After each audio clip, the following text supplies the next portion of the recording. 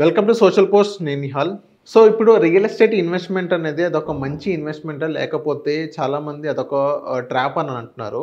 So ఇది నిజమా కాదా అని ఎక్స్ప్లెయిన్ చేయడానికి దీని గురించి mutual funds PMS AF Bonigala Salman గారు ఉన్నారు. ఒకసారి మనం సార్తో మాట్లాడదాం. Hello sir, welcome to social post. నమస్తే అండి నిహాల్ గారు. సార్, ఇప్పుడు అసెట్స్ బిల్డ్ చేయాలి అంటే రియల్ ఎస్టేట్ మీద ఇన్వెస్ట్ చేయడం అదొక మంచి పద్ధతి అంటారా, అదొక ట్రాప్ అని అంటారా? ఇప్పుడు చూడండి, అంటే ఇక్కడ రియల్ ఎస్టేట్ అసెట్స్ అంటే ఫస్ట్ మనకి గుర్తొచ్చేది రియల్ ఎస్టేటే. దానికి మించి ఏం లేదు. ఇక్కడ ప్రజెంట్ మన అందరికీ తెలిసిన నాలెడ్జ్ గురించి మాట్లాడుతున్నాను. సో అదొక మంచి ఇన్వెస్ట్మెంట్ అంటారా, లేకపోతే అదొక ట్రాప్ అని అంటారా?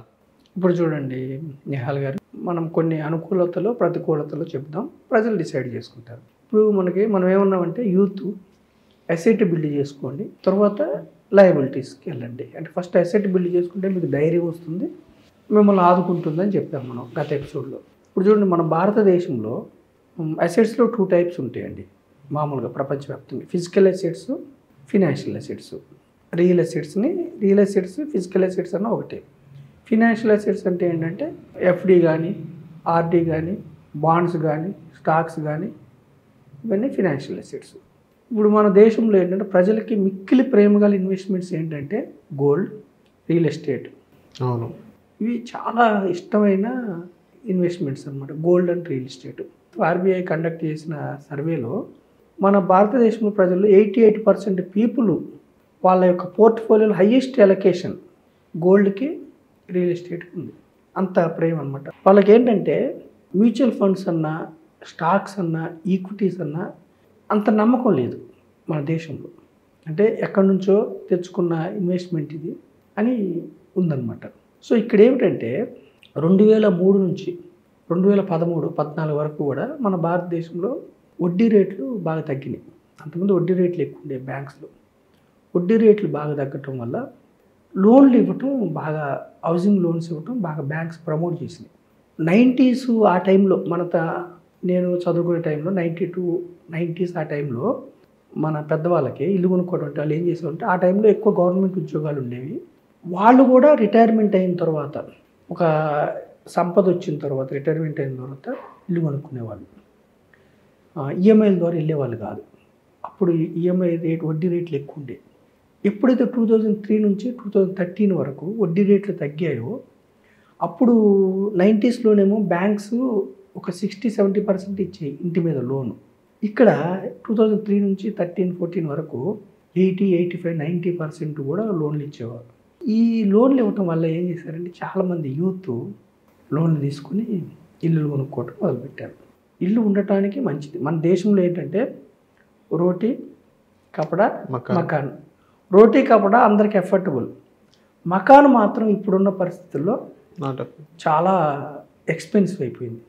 అంటే ఈ 2003 నుంచి 13-14 వరకు ఇప్పటికి కూడా హైదరాబాద్ ఎక్స్పాండ్ అయ్యి బాగా విపరీతంగా కొనటం వల్ల, సాఫ్ట్వేర్ ఉద్యోగం వల్ల కావచ్చు, యూత్కి ఇన్కమ్ పెరగటం వల్ల కావచ్చు, విపరీతంగా కొనటం వల్ల, డిమాండ్ వల్ల రేట్లు క్రమక్రమంగా ఎస్ఎఫ్టీ రేట్లు పెరుగుకుంటూ 5,000 నుంచి ఇప్పుడు అరౌండ్ 12,000, కొన్ని చోట్ల అయితే ఇంకెక్కువ కూడా ఉంది ఎస్ఎఫ్టీ.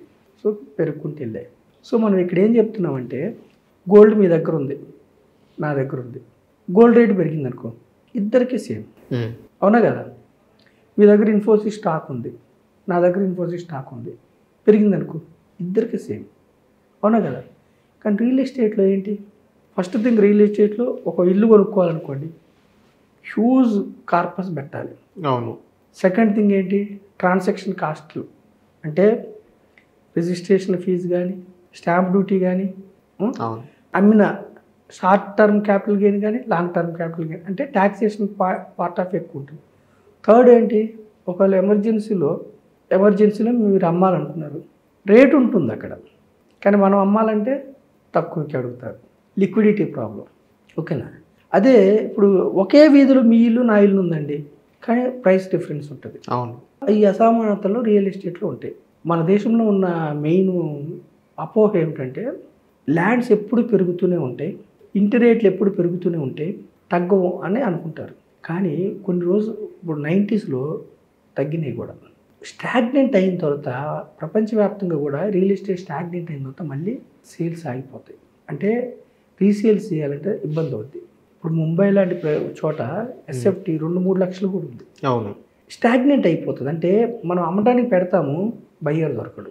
సో మనం ఏం చెప్తున్నామంటే పోర్ట్ఫోలియోలో మొత్తము రియల్ ఎస్టేట్లోనే కాకుండా ఆల్టర్నేటివ్స్ కూడా పరిశీలించమంటున్నాం మనం.